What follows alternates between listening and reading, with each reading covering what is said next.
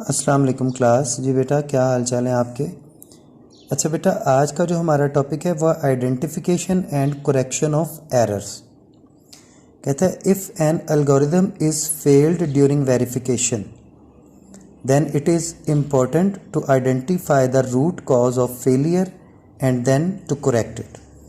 वो कहता है अगर तो एक एल्गोरिदम में आप फेल हो जाएं, इस चीज़ को फाइंड आउट करने में आपने वेरिफिकेशन नहीं की सही तरीके से, जिसकी वजह से उसमें कोई एरर रह गया है, तो फिर वो कहता है that then it is important to identify. फिर ये अहम होता है कि आप शनाख्त करें फेलियर की और फिर उसे करेक्ट करें, यानी एरर को ढूंढें और फिर उसे करेक्ट करें।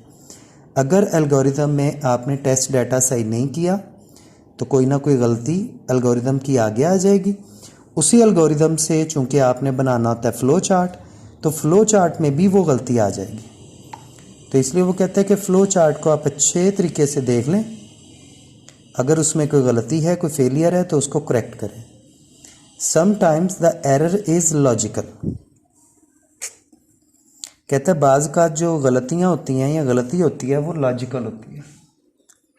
एरर बेटा वैसे तो 3 किस्म की होती हैं। एक सिंटैक्स एरर होता है जिसमें स्पेलिंग मिस्टेक वगैरह आ जाती है। एक रन टाइम एरर होता है जिसमें आप कोई रॉन्ग कॉन्सेप्ट फॉलो करते हैं। और आम तौर पे यही होता है कि लॉजिकल एरर को ढूंढना बहुत मुश्किल होता है, क्योंकि ये एक ऐसा एरर होता है कि जिससे आपका प्रोग्राम वर्क तो कर रहा होता है, लेकिन आपका प्रोग्राम वर्क तो कर रहा होता है लेकिन आपका प्रोग्राम सही आंसर नहीं दे रहा होता। ठीक है, तो मिसाल के तौर पर वो कहता है to recruit students of our school volleyball team we need students having height between 144 centimetre and 164 centimetre. जी बेटा 1 मिनट रुकिएगा, मुझे बाहर कोई आया, मैं देख के आ रहा हूँ।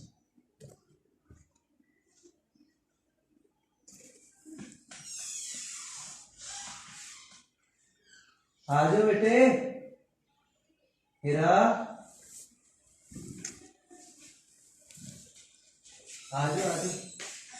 वालेकुम सलाम।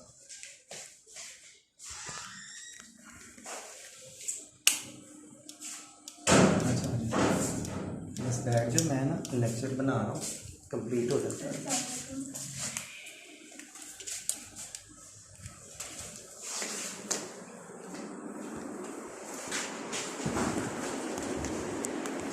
जी बेटा, तो हम इसको एक एग्जाम्पल के ज़रिए से शो करते हैं।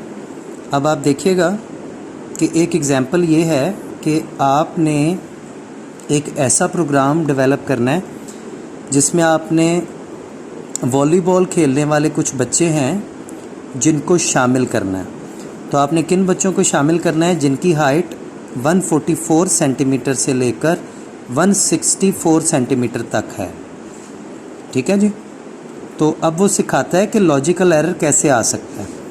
तो आपने प्रोग्राम क्या बनाना है कि आपने वॉलीबॉल खेलने के लिए कुछ स्टूडेंट्स को सिलेक्ट करना है जिनकी हाइट 144 सेंटीमीटर से 164 सेंटीमीटर के बीच में है। तो इसके लिए हम एक फ़्लो चार्ट बनाते हैं। Step 1 start, set count to 0, यानी 0 से काउंट करना स्टार्ट करना है। स्टेप 3 के अंदर है सेट ऑल हाइट्स 154, 140, 155, 64, 144, 66। ये कुछ बच्चों का डाटा एंटर किया गया है। इसमें से सिर्फ वो बच्चे लेने हैं जिनकी हाइट 144 सेंटीमीटर से 164 सेंटीमीटर के दरमियान है। ठीक है बेटा। तो इसमें step 4 for each height in the list all Heights. Step 5 में हाइट, ये जो एक सिंबल है ये है ग्रेटर देन का 144 एंड हाइट लेस देन 164। तो इसका मतलब है कि आपने इसमें लेना है वो बच्चे जो 144 सेंटीमीटर से ज़्यादा हैं और 164 सेंटीमीटर से कम हैं। Then set count to count 1। इसका मतलब ये है कि अगर बच्चों की हाइट 144 से 164 के दरमियान है तो वो आपने ले लेने हैं, आउटपुट आ जाएगी और फिर स्टॉप। अब इसमें ये होगा कि स्टेप 5 में एक गलती है। वो गलती क्या है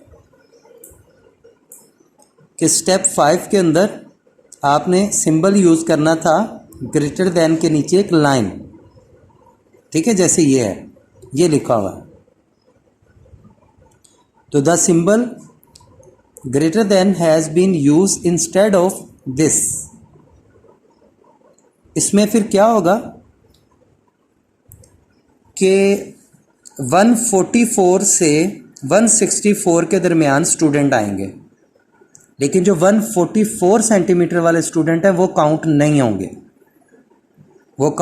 नहीं होंगे, लेकिन अगर ग्रेटर देन साइन के नीचे एक इस तरह की लाइन भी लगा दी जाएगी, जैसे ये लगी हुई है लाइन, मैं आपको दिखाता हूँ,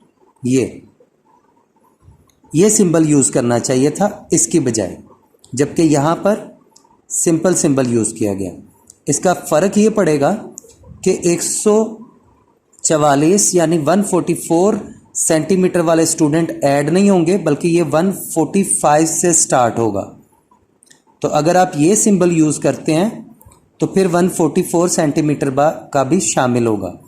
इससे ये साबित होता है बेटा कि आपका प्रोग्राम चलेगा भी सही, रिज़ल्ट भी देगा, लेकिन उस रिज़ल्ट के अंदर 144 सेंटीमीटर हाइट वाले बच्चे एंटर नहीं होंगे क्योंकि उसका सिंबल गलत यूज़ किया गया। तो ये ऐसा एरर है जो लॉजिकल है, जो जवाब तो देगा लेकिन जवाब सही नहीं होगा। ठीक है बेटा, तो ये था आज का आपका टॉपिक। बाकी अल्लाह खैर रखेगा, इंशाल्लाह बाकी का कल पढ़ेंगे।